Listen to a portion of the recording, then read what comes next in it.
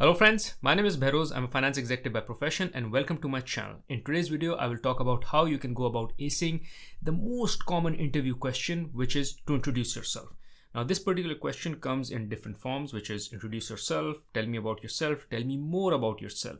All of these questions are similar questions, and in this particular video, I will talk about how you can go about acing this particular question, which is about your introduction and tell me about yourself. Now, before we move further into the video, I have two special asks for you. One is please smash the like button, as this is very important for me, keeps me motivated and helps me improve the quality and the quantity of content that I post on this channel. Second, subscribe to the channel so you get notified as soon as I put a new content on this channel where I talk about how you can go about achieving career success and financial success. Now, what I will be covering in this video is one, why introducing yourself or this particular question about your introduction is one of the most important questions.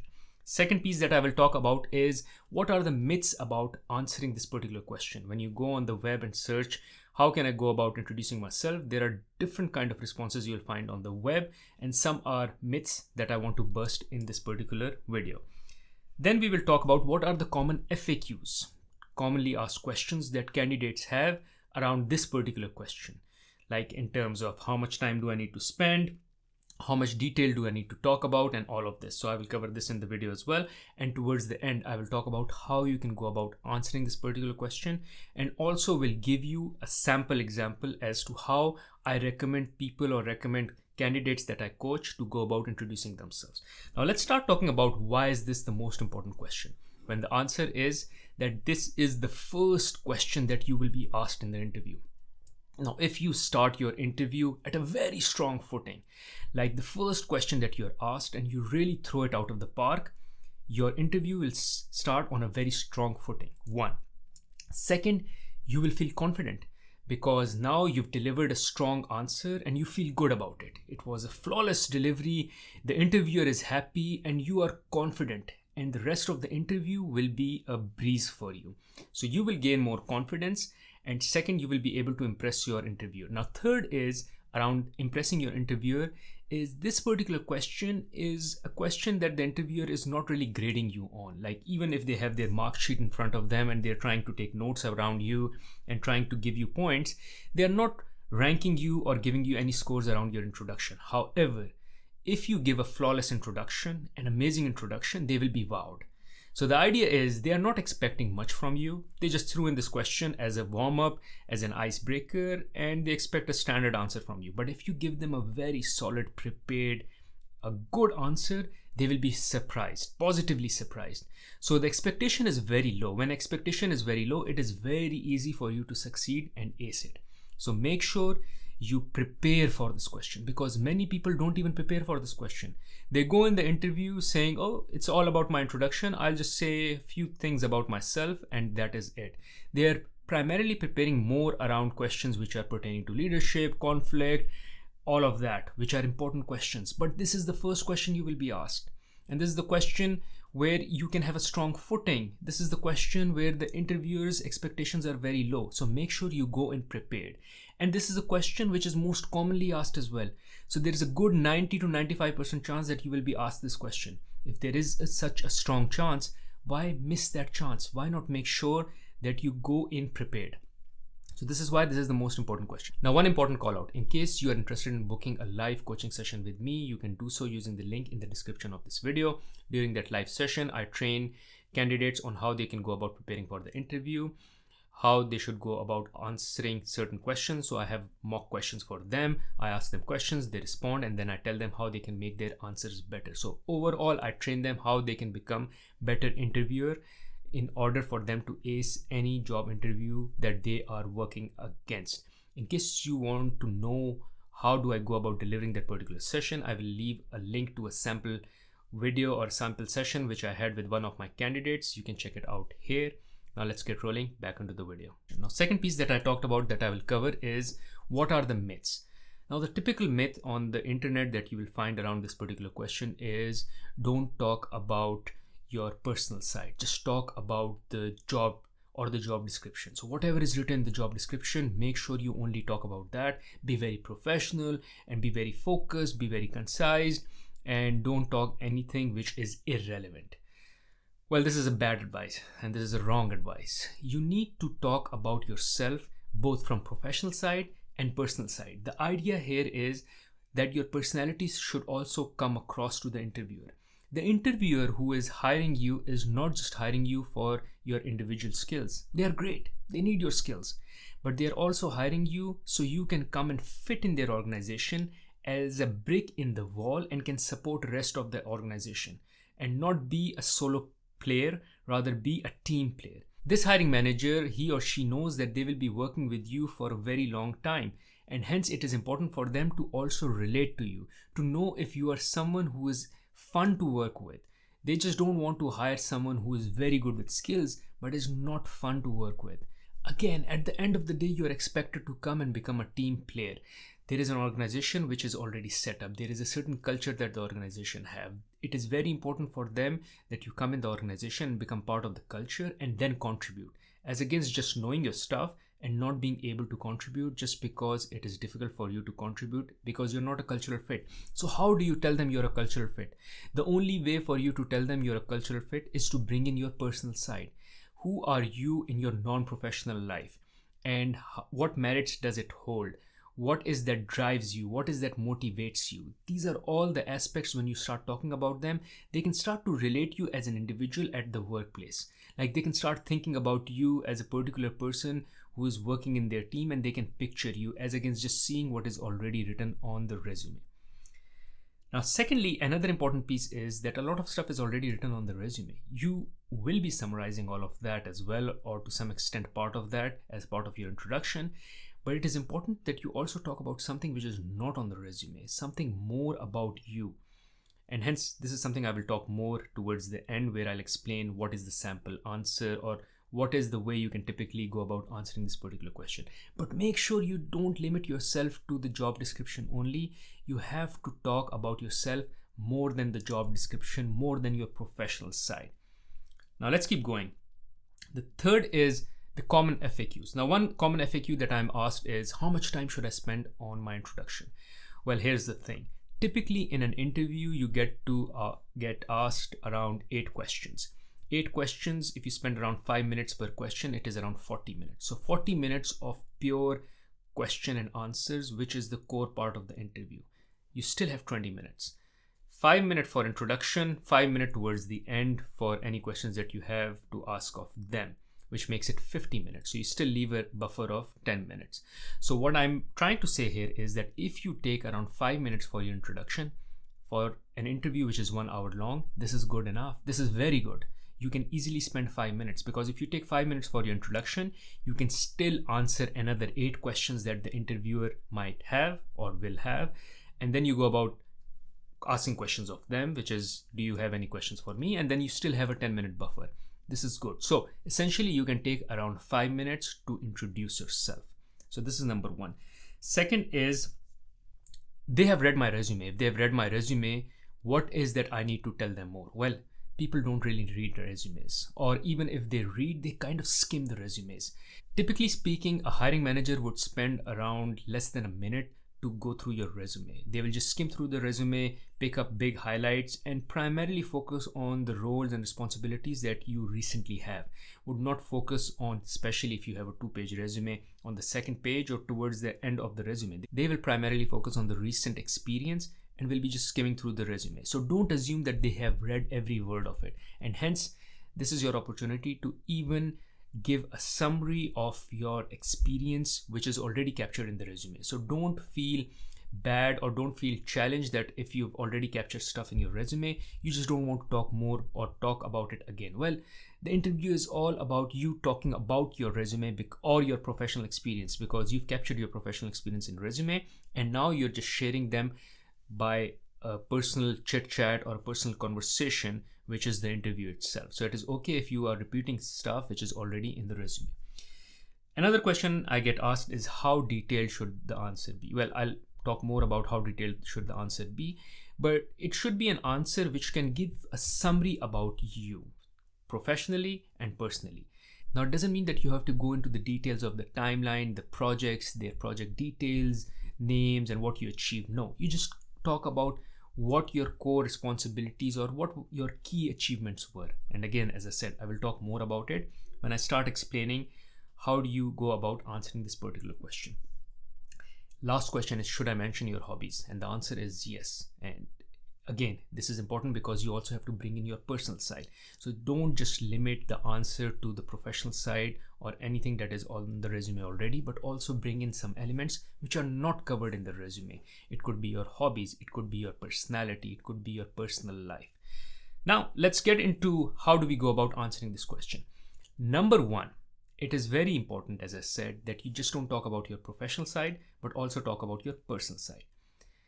And there are typically two ways to answer this question. One is that first you give your professional summary of your professional life, and then you give summary of your personal life. Of course, if you have 5 minutes and if you're taking 5 minutes to answer this particular question, you spend around 4 minutes talking about your professional side and then a minute talking about your personal side. So focus more on the professional, or a lot more time on the professional side, and then part of the time or 1/4 of the time or 1/5 of the time to the personal side. The other way of answering this is going through a chronological order, which is starting from when you started your career and going all the way to where are you now. And here bake in the elements of your professional side and the personal side as well, as the personal changes were coming in your life. This way you don't have to talk about the professional side one and then move into the personal side. Rather, you bake them all together and go through a timeline. Here, what is very important is that you set the expectation right with the interviewer. So when they ask you, can you introduce yourself? Tell them how you will go about introducing yourself. So here is what I typically do. I tell them, thank you for asking me this particular question. Here is how I would like to introduce myself, and tell me if this is okay with you. Which is, I will introduce myself starting from when I started my professional career all the way to where I am now. What were the key responsibilities I had and the key highlights during my professional career. And I will also talk about my personal side or my personal development as part of that journey that I will be sharing with you. Now, what you have done here is you've kind of set the expectation and you've seek their approval. So now once they say yes, which is 99% of the chance is that they will say yes, they have given you their approval that this is the format they are okay with. And they like the format. And in case they don't like the format, they'll tell you, no, I am not looking for this particular side of your introduction. Rather, I'm looking for something else. Or maybe can you also talk about X, Y, or Z element as part of your introduction? So rather you guessing what they are trying to ask, you kind of tell them how you would go about answering the question. And then you take them through the timeline. Or you can say, well, this is how I would like to answer the question, which is first I will take you through my professional experience. And once I'm done talking about my professional experience, towards the end, I will talk about my personal side and my personality as well, or things that I do outside my profession. So that is, again, you are setting an expectation where you're telling them that you will be talking about both your professional side and your personal side. And hence it becomes all okay for them to say, this is a good idea. And now they're expecting for you to really take them through that format. Another thing that it does is it kind of provides them a structure to your answer. So you've already given them a structure to how you will go about answering the question. So there is no surprise.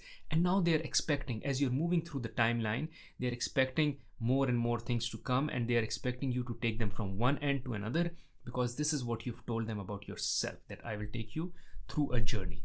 Now, I highly recommend you take them through the journey because it kind of brings about storytelling as well, as against you just sharing facts. Oh, I am friendly, I'm hardworking, I have this particular skill, I have problem solving skills, I have strategy skills, stuff like that. Here you're just sharing facts, you're just throwing facts. As against throwing facts, it is best that you give them a story about yourself. So now let me move into how I would answer this particular question for myself. Thank you for asking me this particular question. I would love to introduce myself, and here is how I recommend I would go introducing myself. Let me know if this works for you as well. I would like to share my story starting from where I started my career all the way to where I am. During this timeline or during my story, I will talk about my key assignments and my key highlights during those assignments. Also, I will bake in my personal side as part of that journey that I will be sharing with you. There is a good chance they will say, yes, that's a brilliant idea, let's do it.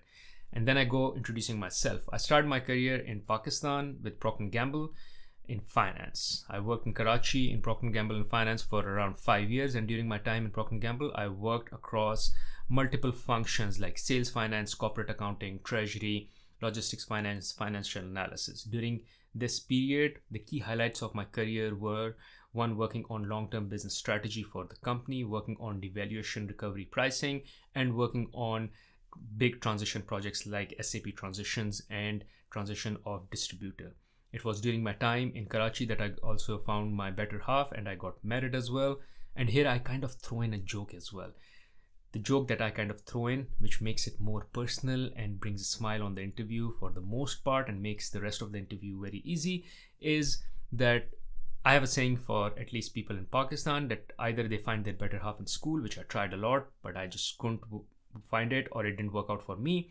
Then the second best option that you have is finding your better half at workplace. And that I tried as well, and I couldn't find my better half there. If you miss both these chances, then the only chance you're left with is wedding crashing. So I found my wife, and that's where I met her, was at a friend's wedding. Now this is a joke that I add which brings a smile on the interviewer's face. So in this way, I'm not just sharing with them a rundown of my resume, but also my personal life, giving a soft touch to it and bringing a smile on their face as well. So bringing a small smiling touch or soft touch from your personal side, which they can admire, they can smile to, or they can even contribute. Because another piece that I talk, or another personal side that I talk, and I'll talk about it as I go in my journey. So then after my time in Karachi, I moved to Middle East with Procter & Gamble, and there I became the head of finance for the hair care business in IMEA region, which is India, Middle East, Africa, and Pakistan region. During my time in that assignment, the key highlights were working on Saudi logistics cost optimization and India hair care growth recovery.